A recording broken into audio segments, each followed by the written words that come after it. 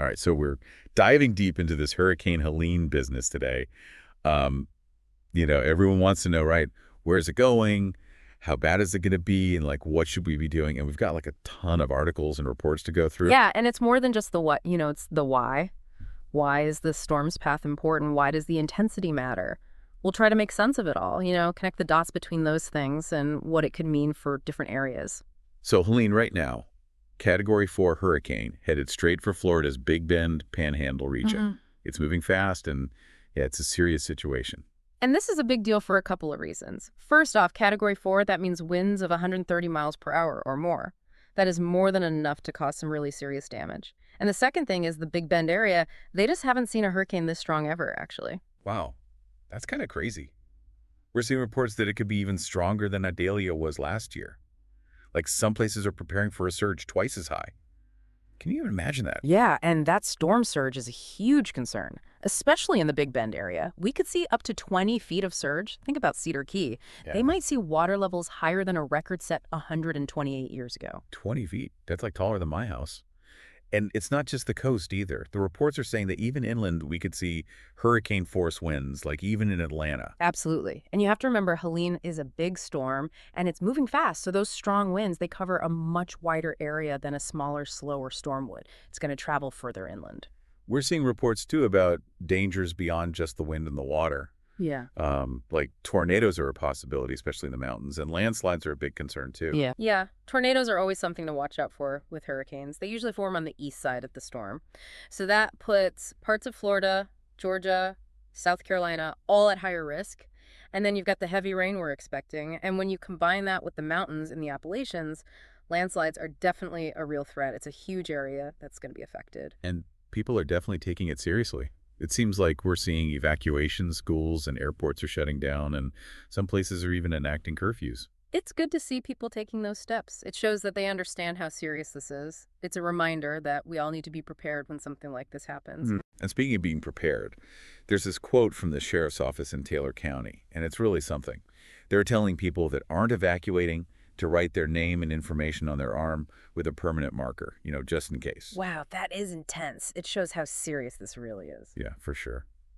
One of the articles mentioned that Helene could be one of the biggest storms size-wise to hit the region in decades. What does that mean exactly? Well, it means a larger area is going to feel the effects. So more people will be at risk from the wind, the flooding, power outages. It also makes it harder to track the storm's path and intensity accurately. That's interesting.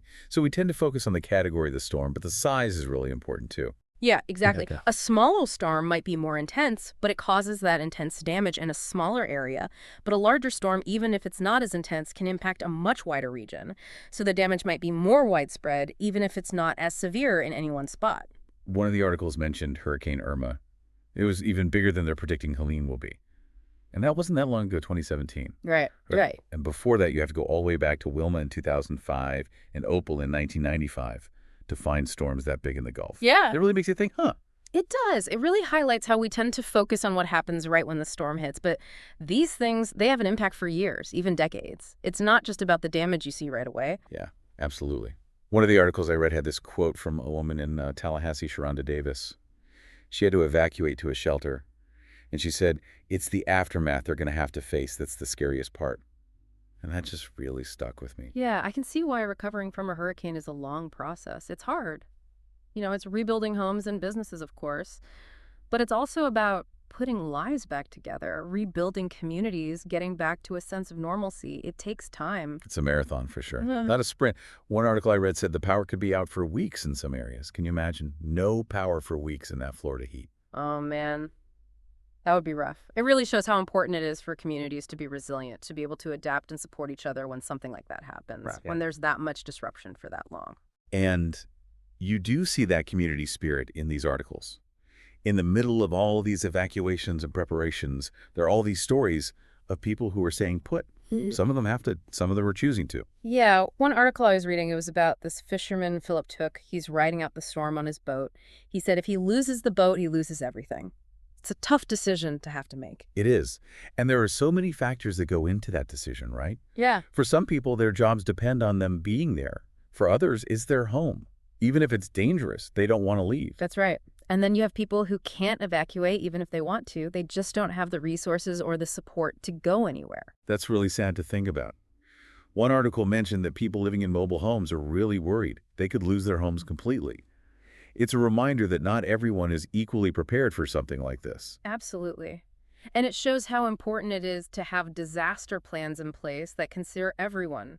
We need to make sure everyone has a chance to get through this safely. It sounds like Florida's throwing everything they've got at this. Mm-hmm.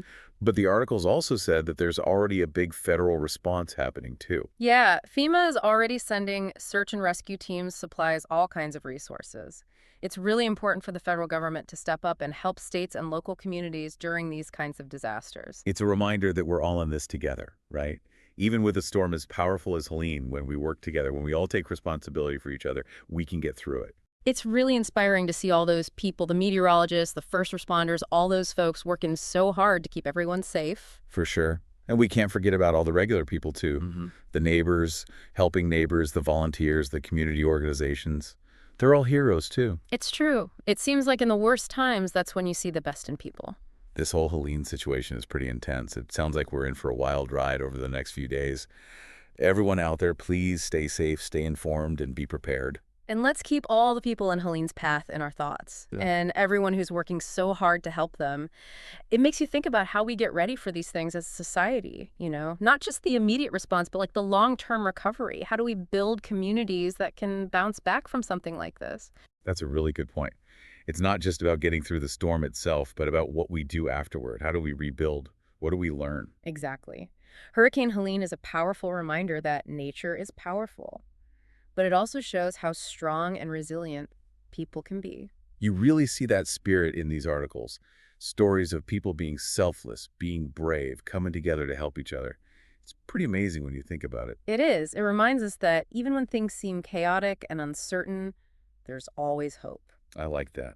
Well, this deep dive into Hurricane Helene has been really eye-opening. We've covered so much, from the path of the storm and how strong it's going to be to the way it's going to impact communities and all those inspiring stories about people coming together. Yeah, we talked about the science behind hurricanes, how crucial it is to be prepared, and how long and difficult that road to recovery can be. And most importantly, we saw how people are there for each other. It's like the best of humanity shines through when things get tough. It really does. So as we keep an eye on Hurricane Helene, let's remember that we all have a responsibility to each other, to help those in need, and to believe that together we can overcome anything. That's a great note to end on. Everyone, please stay safe. And thanks for joining us for this deep dive into Hurricane Helene.